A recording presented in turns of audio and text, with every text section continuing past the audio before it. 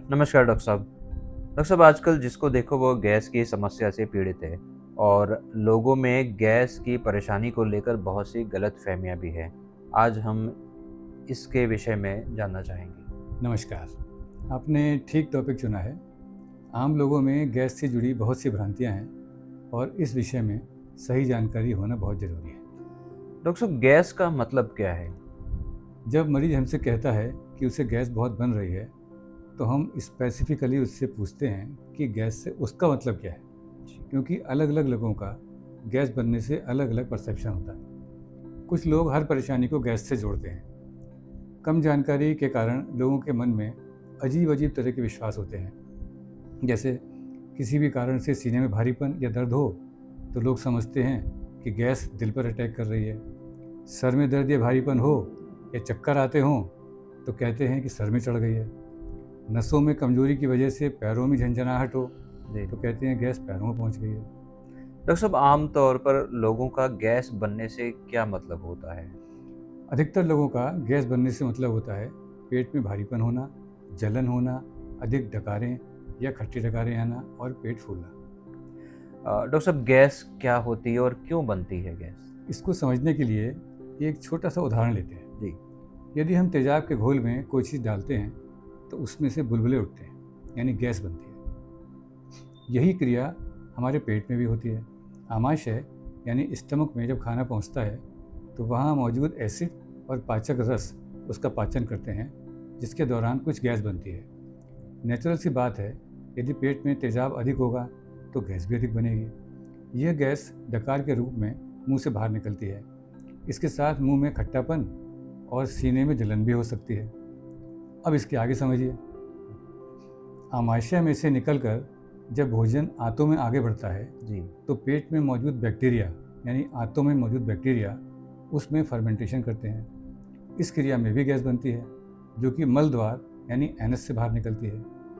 Bacterial fermentation के कारण इसमें मीथेन जैसी गैसें भी होती हैं, इसलिए नीचे से पास होने वाली गैस में बदबू भी आ सकती है।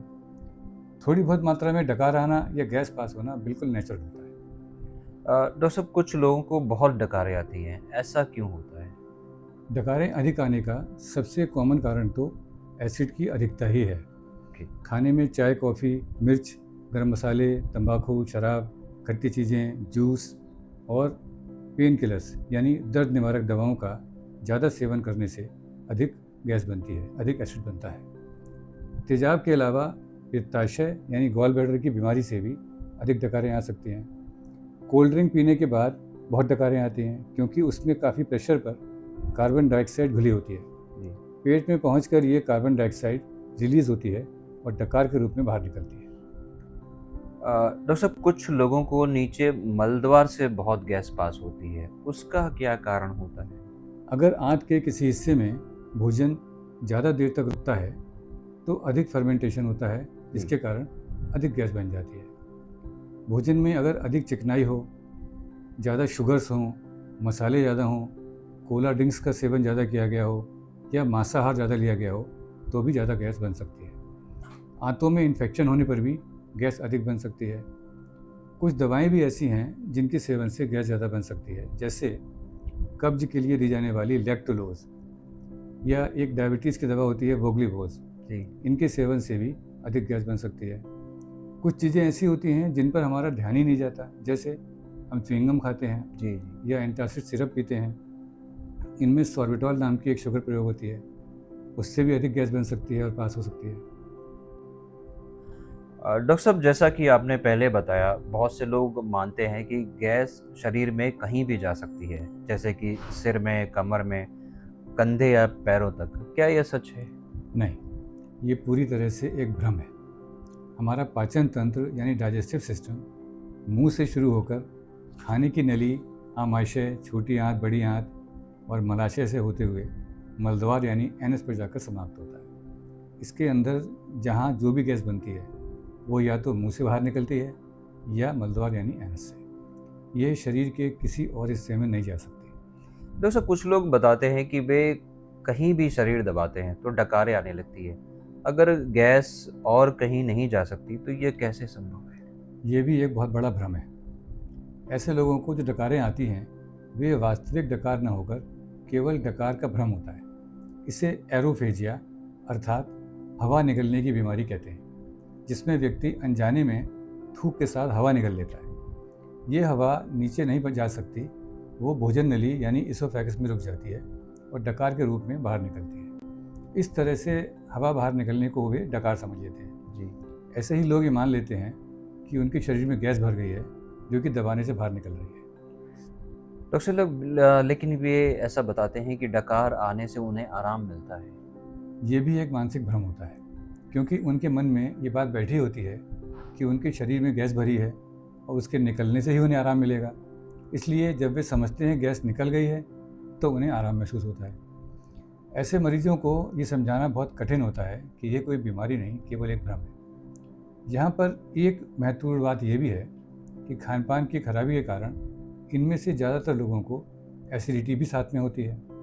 उन्हें कभी एसिडिटी की डकारें आती हैं और कभी हवा निकलने वाली नकली डकारें आती हैं, जिसमें वे अंतर नहीं कर पाते। एक बात यह भी है कि अगर किसी व्यक्ति को घबराहट हो रही हो तो उस दौरान थूक निकलने, हवा निकलने और ऐसी डकारें लेने की टेंडेंसी और बढ़ जाती है। डॉक्टर साहब, बहुत से लोग बताते हैं कि उन्हें वायु रोग है, कुछ लोग कहते हैं उन्हें गैस्ट्रिक है। इनमें और गैस की बीमारी में क्या अंतर होता है? ये आपने बहुत अच्छा प्रश्न पूछा। इस प्रकार के कन्फ्यूजन्स को क्लियर करना बहुत आवश्यक है। आयुर्वेद में बहुत सी बीमारियों को वात रोग या वायु रोग कहते हैं। सामान्य लोग सोचते हैं कि गैस माने वायु होता है, इसलिए उनके हिसाब से डकार अधिक आना और गैस अधिक पास होना वायु या वात रोग के लक्षण होना चाहिए, जबकि आयुर्वेद में वात रोग का मतलब एकदम अलग होता है। अब बात आती है गैस्ट्रिक शब्द की।